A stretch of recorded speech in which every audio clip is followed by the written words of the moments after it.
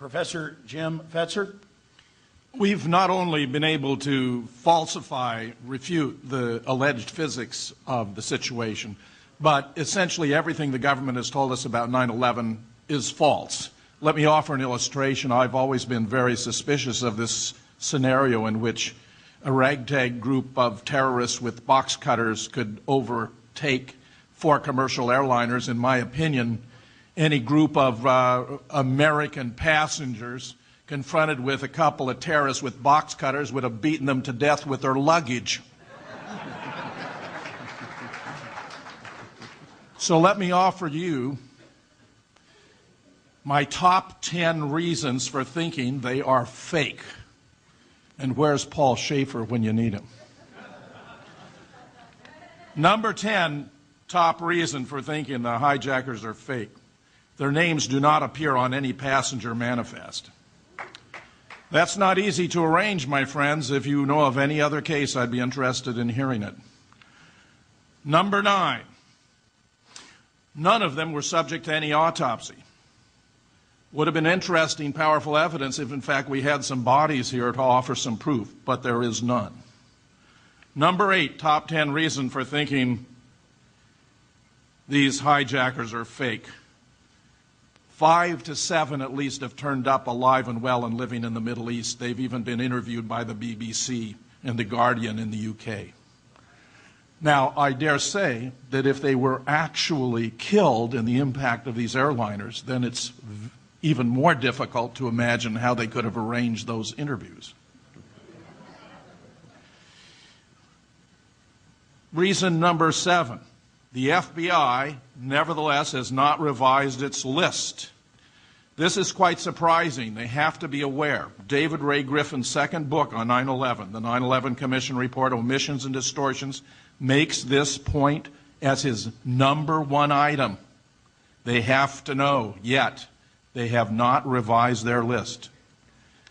As an aside, I expect we're going to see some backtracking and equivocating now, and they're going to be saying, well, maybe they aren't really sure about all the names on their list. But listen to this. Reason number 6. A special agent of the FBI by the name of Flagg, F-L-A-G-G, has explained that the FBI knew almost immediately the names of all 19 hijackers because they discovered a piece of luggage left by Mohammed Atta when he had driven up to Portland, Oregon, and then turned around and rushed down to Logan just in time to participate in the hijacking of a plane from that airport. According to Flagg, this piece of luggage Atta left behind included not only a terrorist manual, but a very convenient list of the 19 hijackers. And I say, well, that's really quite stunning, considering 5, 6, or 7 of these guys have turned up alive and well. How can you explain that? Reason number 5, and that, incidentally, gives new meaning to the word false flag. My top 10, number 5 reason for thinking these hijackers were fake. They could not have flown the planes. Neil Sagatavan, among others, who's a pilot and aeronautical engineer, has studied their training background, and it's simply preposterous to presume these guys who could barely get a Cessna off the ground could have piloted a commercial airliner and brought it to its target. It's preposterous.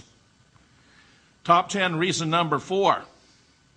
Those cell phone calls that we've heard so much about could not have been made at the altitudes and speeds these planes were flying. A.K. Dudney, a professor of computer science from Western Ontario, has taken cell phones of different makes and models on different flights around the country and discovered at altitudes above 2,000 feet and speeds above 230 miles an hour that cell phone connections become fewer and farther between. They would have been impossible. And that, of course, would include the one you've all heard about from alleged passenger Mark Bingham, where he calls his mother and says, "Mom, this is Mark Bingham." You believe me, don't you? Top 10 reason number 3. During the trial of the alleged 20th hijacker, Zacarias Moussaoui, a tape recording was played, allegedly from Flight 93.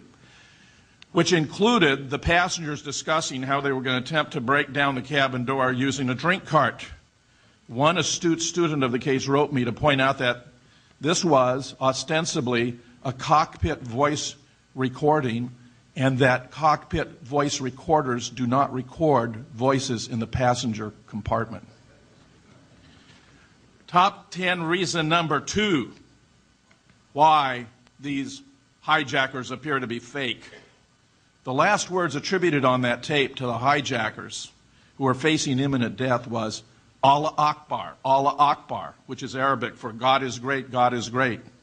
According to a Muslim member of Scholars for 9/11 Truth, the last words that a devout follower of Islam should say when confronting imminent death is not those words, but rather, in Arabic, there is but one God, Allah, and Muhammad is his prophet. I therefore suggest that the writers assigned to this script simply didn't know enough to get it right. Number 1, top 10 reason number 1 for believing these hijackers were fake. Zacarias Moussaoui, this April, was subjected to a trial to determine whether he should be punished by life imprisonment or even death for not coming forward to reveal the plot, which the government maintained, had he done, would have enabled the government to have intervened and saved lives. I make 3 observations. A year before, April last, Zacarias Moussaoui confessed to a different plot. He had acknowledged that he had been involved in a plot to fly a plane into the White House in order to extort release of a terrorist, a sheik who had been imprisoned for terrorist activities in 1993. He denied he had anything to do with 9/11. That is the crime to which he confessed. A year later, the federal government has played a shell game, and now they're insinuating and implying he had something to do with 9/11. As my good friend Webster Tarpley has observed, this man had no obligation to come forward and to confess his involvement in a plot. Even if he had been involved in 9/11, we still have something here known as the Fifth Amendment. He had no obligation to incriminate himself. Third, and most tellingly, and this must have been incredibly embarrassing to the government, an FBI agent testified he'd been following Moussaoui. He'd been observing him taking this flight training. He had suspected that he might be involved in a terrorist plot, even to fly planes into the trade towers, though he suggested later that was merely a lucky guess. He testified under oath that he had told his supporters, his superiors, about his suspicions, not once, not twice, 70 times. And I say to you, 5 or 6 might be excused as ordinary incompetence. 20 or 25 may be criminal neglect. 70 times has to have been a matter of direct policy, deliberate policy. They were keeping these guys in reserve so they could use them as their cover story when the government itself perpetrated these dastardly terrorist acts. All right.